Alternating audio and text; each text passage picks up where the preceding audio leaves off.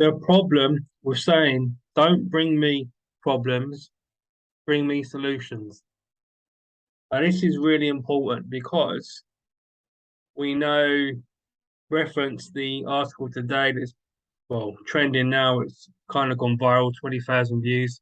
And I want to mention here Sabina, now if I pronounce your name correctly, because it's her original research. It's not mine. I'm just adding a few things that will help, I think will help in a training development world and in terms of emotional intelligence, because I don't think companies now at the moment are really executing on what really emotional intelligence is. We can simplify it, but how do we actually move it across to the training development world or the L&D world and feed it into our employees and our own leadership performance? At the moment, we're going into a recession, a global one, and I feel and I know that the issues that we face between recruitment selection, recruitment freezes, whether we survive as a business, will really come back to emotional intelligence and notions of things like empathy and action, which I'll talk through. So I won't talk. This might go on for a long or short time, I don't know, but I've made some notes. I want to make sure I cover everything. So what is the problem with saying don't bring me problems, bring me solutions? Well, I think, if you do get a chance to read the article, I highly encourage you to. I'll put a link in the comments. Again, from Sabina is, and I've written additional notes here, what you call a solutions-based culture. This is just my extra analysis. Is from my own research as well, I can see that from years and years and years in the global office, and when I say global office, I just really mean all the companies across the world, and I refer that to a lot here on LinkedIn, is that they're deeply buried in a culture that just keeps on creating solutions because they haven't installed emotional intelligence training, things like empathy and action, which is the top leadership skill that we know now from research. It doesn't take a rocket science to treat people with respect in companies to know that that human will feel valued. Now, look at the image behind me. He's in a mock kind of counseling session, and a lot of people feel like that when their managers and their leaders treat them disrespectfully, rude. Toxic leadership is real, as we know. Now, what we don't want to do is go in, and we have done this sadly as humans. We've gone into the mode of let's blame others. Bad leadership, bad leadership. We all have emotions. We all have our good days and our bad days. Now, where I think companies need to go is that self-realization, which is a term we use in counseling. I'm not a trained counselor, but I'm on the way of using elements of the research into emotional intelligence. All leaders, I think, and employees need to have some basic foundations in counseling skills so that they can cross-reference that over to coaching so that we actually avoid situations like this. And instead of bring me solutions, not problems, when you're stamping your feet down as a leader or manager, we're actually understanding each other's emotions a lot more. And we respect that person because they're still either in training or they've even got a really great idea and you're inspired to listen to it in actual fact.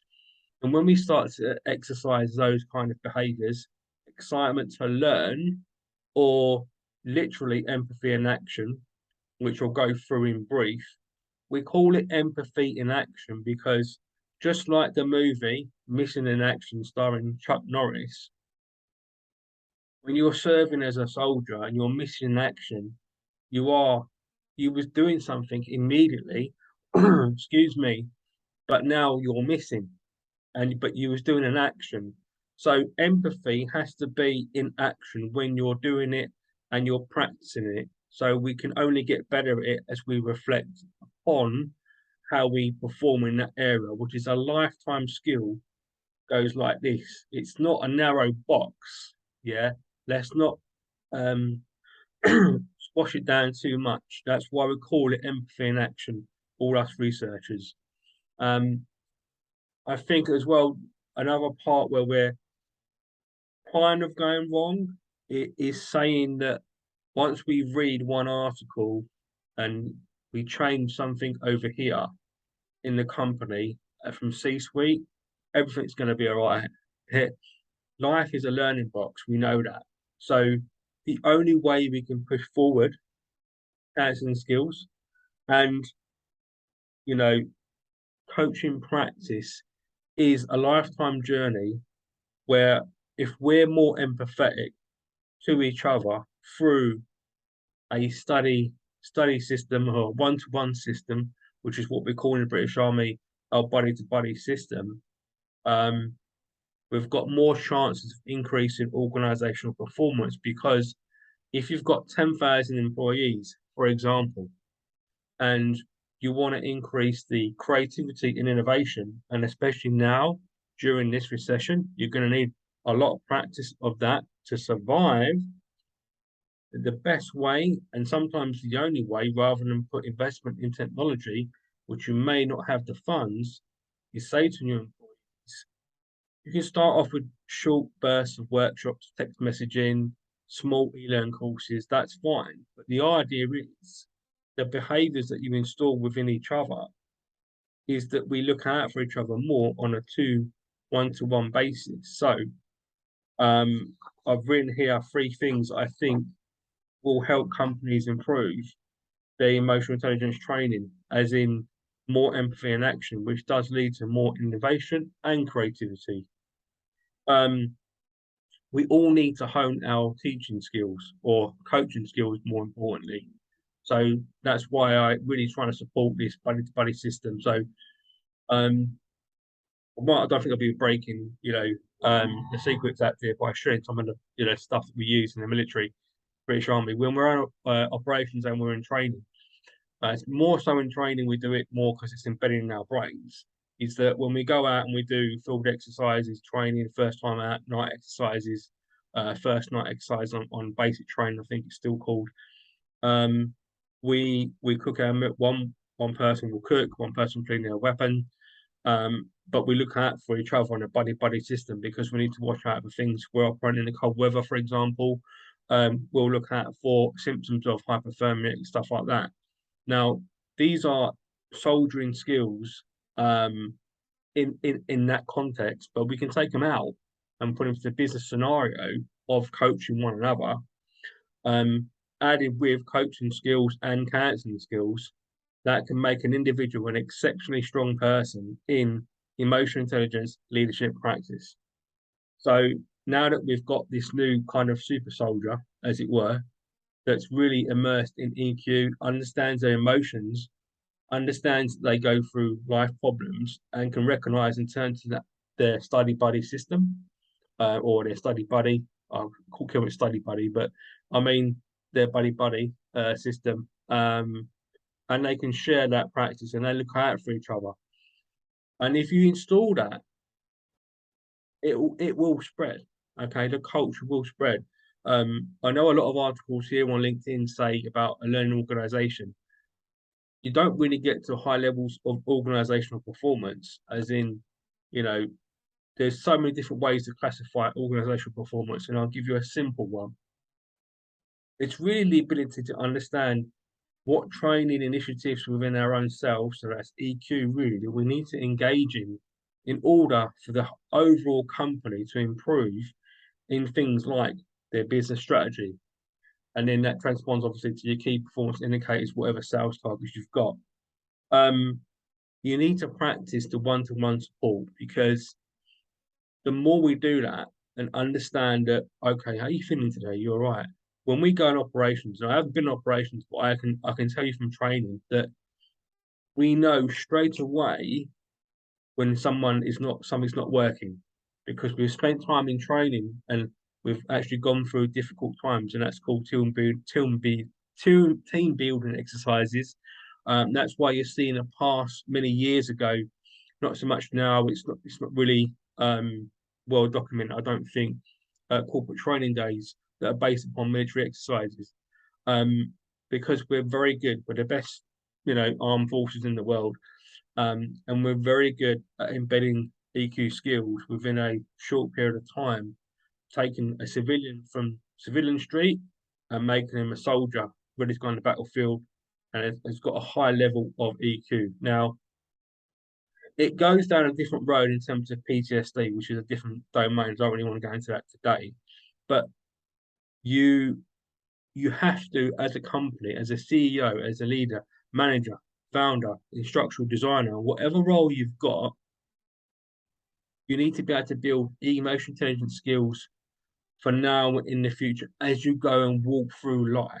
Okay, whether that's at home, whether that's when you finish work, you know exactly how to, well, not exactly, but you go through the emotions of checking yourself in to your friends and family to keep your mental well-being stable, because there is a direct relationship from my own research, and it's quite evident it out there, that the more we understand and manage our own emotions, which is EQ really, our mental well-being will be so much more stronger for when we do have those situations.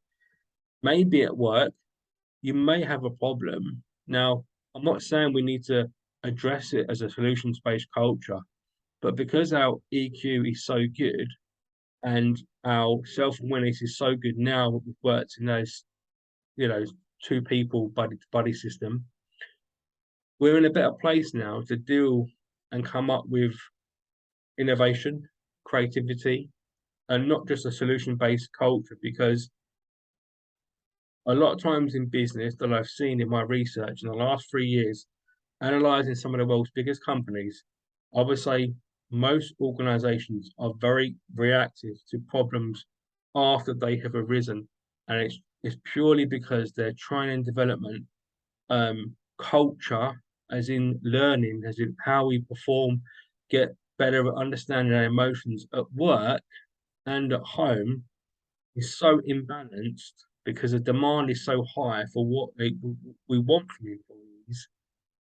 And that's why we've seen in the Great Resignation, 40 million Americans and other parts of the world quit their job, because the global office broke down and is breaking down, because our training and development system, based upon what I've coined a term called the supply chain of learning development, basically is when you go from school and you go through different colleges, university, you enter into the work world, there's such a disparity in terms of the actual knowledge that's given and supported when you start in a company, where you're only given, for example, here's your induction training, there you go, there's your desk, there's your boss, sit down, there you go, bang. And I know pretty much I've had some of the worst training you can imagine. I've been in retail companies and stuff before I ended my career as a teacher, and then some of the training out there is just horrendous. It does all come back to that one skill of empathy in action.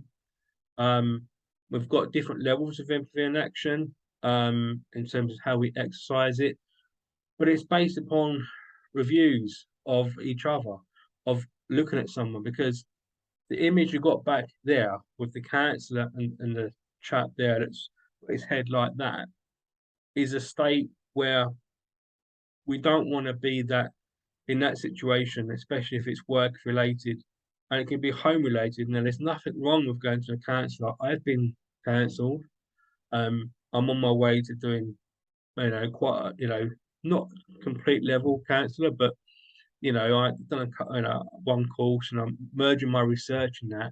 We need counselling skills in the workplace more, because they allow us to engage in our emotional intelligence leadership practice, which is basically leading well and managing our emotions, not through anger, but recognizing that we are human, we are going to make mistakes, we are going to have problems, but we've taken it too far now. We've neglected our emotions so much as a society. And that's why we've got so many companies out there, including the world's biggest companies, that literally just operate on a solutions-based culture. And they think that technical innovation, for example, is the only answer or one remedy to improving their business strategy, as in increase their market share. So I think I've said enough. I think I've given you enough information for now. I'll also put a link in the box if you want to come up online. There's a summit. I'm doing my first speak on this. I'm going to a little bit more detail, 30 minutes. It'll be similar like this, but I'll be talking a lot more about um, the overall context of emotional diversity, which is, quite an interesting area, and how HR can, sort of kind of get around that, because I know that HR have been struggling with the remote contract. Remote leadership practice is a very difficult skill to teach. It's almost impossible, really, in some respects, but we can, if we exercise the right behaviors in kind of working with each other and coaching performance that way, and top tier leadership, C-suite in HR, SM, senior leading, SMT, senior management teams are understanding that you can't get quick results from performance, as in whether that's going to be a marketing campaign, whether that's going to be a new training program, unless you understand the thoughts, feelings, and behaviors that are inherently happening on a daily basis. And you can only really break that down by two people working together, and then you share that experience. So the culture is spread out from literally two people. So it could start from the CEO and the senior HR manager, and they have a special meeting, 5 minute video, you put that out, and it just kind of spreads the culture. I'm not saying that's as easy as that, but it's you have to be radical with this. You can't just go, okay, let's spend 10 weeks doing a training program, designing a training program, and then roll it out. By those 10 weeks, the time you spent designing that training program, all those emotions, stress, behaviors, feelings, you say in this recession, 20% of your workforce would have left by now. So you have to be quick on this. You have to act, because if you don't, the cost is your business. It's as simple as that. We know that, I'd have to be, you have to be a rocket scientist to know that people got less money in their pockets. Therefore, your sales will be affected, and your team performance will be affected. And the answer to throw that back is to create and increase your innovation, so that you might have to go into new markets, new products, etc. How do you do that? You can't do that with a stressed workforce. So you have to invest in emotional intelligence leadership practice, which comes back to empathy and action, which comes back to all the stuff that I've been mentioned. So again, I think I've said enough. I think hopefully I've been clear enough. This is a lifetime process, ladies and gentlemen. Um, my own self awareness and journey is, as strong as it is, and I do make mistakes, is because I'm a lived experience thought leader, right? It's slightly different. So I didn't go down the road of PhDs and all that kind of stuff, because I had trauma in my childhood, and then I built up my thought leadership, recognized it, used it in, and still do in my research to say, look, our brains have a certain threshold for stress. How do we, kind of get to a level playing field where we're not going to GPs and just prescribe antidepressants? We can actually deal with our emotions. We can work with our neighbours and actually build our own counselling skills together. And that's what my research is celebrating, okay? But I want to give a special thanks again to, before I forget, Sabina. Sabina numbers, yeah, it's in the comments anyway, because it's her original article. All I'm doing is a small snapshot kind of video. It's gone on for a bit longer, with some additional things I think will help in terms of delivering and engaging, really. That's the key word, engaging in the empathy and action, because it's a really important skill. We all need it, not just at work, in our lives, because when we exercise anger, for example, it's based on our, it could be hijacking, for example, where the brain takes over the rational side. We're quick to sort of like throw a punch sometimes. It could be physical, could be, a word we use in anger at work. We scream at someone because there's fear in there, and we don't need to be fear, because we know if we give ourselves a chance, we can actually perform better. We recognize that things take time. being more empathetic towards each other in the moments, empathy and action, is really where leadership development should go in the future.